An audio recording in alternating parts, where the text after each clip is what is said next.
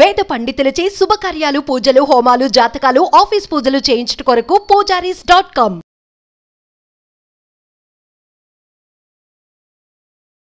నమస్తే, welcome to Suman TV. నేను మీ యామిని. ప్రస్తుతం మనతో ఉన్నారు ప్రముఖ ఆధ్యాత్మికవేత్త గురుస్వామి బ్రహ్మశ్రీ రాజన్ నంబూద్రి గారు ఉన్నారు. గురుగారితో మాట్లాడి మనకున్న సందేహాల గురించి అడిగి తెలుసుకుందాం. నమస్కారం గురుగారు. నమస్కారం అమ్మా. గురుగారు, ఈ సెప్టెంబర్ నెలలో అసలు మిథున రాశి వారికి ఏ విధంగా ఉంటుందండి? శ్రీ మహాగణపతి దేవతాభ్యో నమః. చూసేవంటి వీక్షబంధులకు అందరూ కూడా నమస్కారం.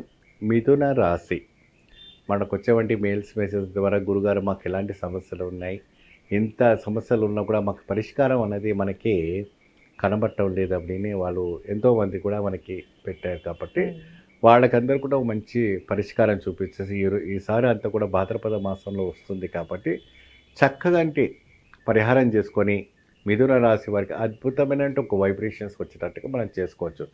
గత మాసము కన్నా ఈ మాసంలో కొన్ని గ్రహాలు కూడా అనుకూలంగా ఇస్తాయా, అనుకూలంగా ఇవ్వవా, అనేక రకమైన ఒక సమస్యలో కూడా ఇరుకుపోతూ ఉన్నారు. మిథున రాశి వారికి ఆగస్ట్ నెలలో కానీ ఈ నెలలో కాస్త ఒక మంచి మెరుగుపడడానికి ఆస్కారం ఉంటుంది. ఆర్థికమైనటువంటి ఒత్తిడి నుంచి బయటపడడానికి కూడా మంచి ఒక లాభదాయకమైనటువంటి సూచనలు మనకు కనపడుతూ ఉంటాయి. వాస్తవానికి దేహానికి ఉన్నటువంటి దోషం, దేహ దోషము అని ఒకటి ఉంటుంది. దేహ దోషం ఎప్పుడైనా చర్మ వ్యాధులు కావచ్చు, ముఖ వ్యాధులు కావచ్చు, అనేక రకమైనటువంటి ఇప్పుడు అంతా కూడాను కొద్దిగా వైరస్ లాంటివి బాగా పాకుతూ ఉన్నాయి. దాని ద్వారా పీడితులైనటువంటి రాశి వాళ్ళందరూ కూడాను చక్కగా వినాయకుడిని మనం పూజించుకోవాలి. అష్ట వినాయక గణపతి అంటే అష్టభుజ వినాయకుడు. అష్టభుజం అంటే 8 భుజాలతో ఉన్నవంటి ఒక వినాయక ఒక పటమును తీసుకొచ్చి స్వామివారిని ఒక కలశారాధనతో మనం ప్రతిష్ఠించుకోవాలి. కలశారాధనతో మనం ప్రతిష్ఠించుకున్న తర్వాత ఆ స్వామిని అష్టభుజాలతోని మనకు కుంకుమ చందనము లేప్యం అనేది పెట్టాలమ్మా.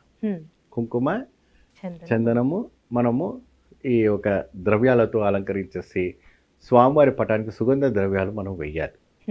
వేసిన తర్వాత అద్భుతమైన ఒక వైబ్రేషన్స్ రావటం అనేది జరుగుతూ ఉంటుంది. ముఖ్యంగా అష్టభుజ గణపతిని పూజించడం వల్ల మిథున రాశి వాళ్ళకి అద్భుతమైన ఒక యోగదాయకమైనది మార్గం చూపించడానికి అవకాశం ఉంటుంది. అంటే ఎలాంటి సమస్యలకి, ఎలాంటి సమస్యలైనా కూడా ఇప్పుడు వాస్తవానికి ఎక్కువ శాతము ఫైనాన్స్గా మనకు బాగా మెరుగు రావాలని, ఫైనాన్స్ ఇబ్బంది నుంచి తొలగాలని, ఏమండి కొత్తగా మనం ఇల్లు కట్టుకోవాలని అనేక రకాలమైన ఒక సమస్యలు వాళ్ళు సతమతం అవుతూ ఉన్నారు.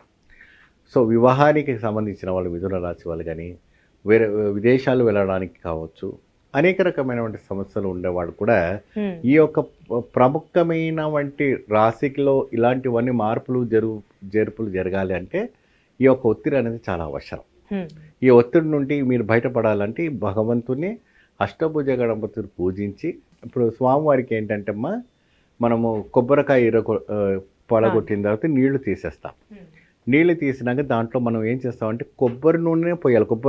కొబ్బరి చిప్పలో కొబ్బరి నూనె పోసి స్వామివారికి దీపార్థన చేయాలి.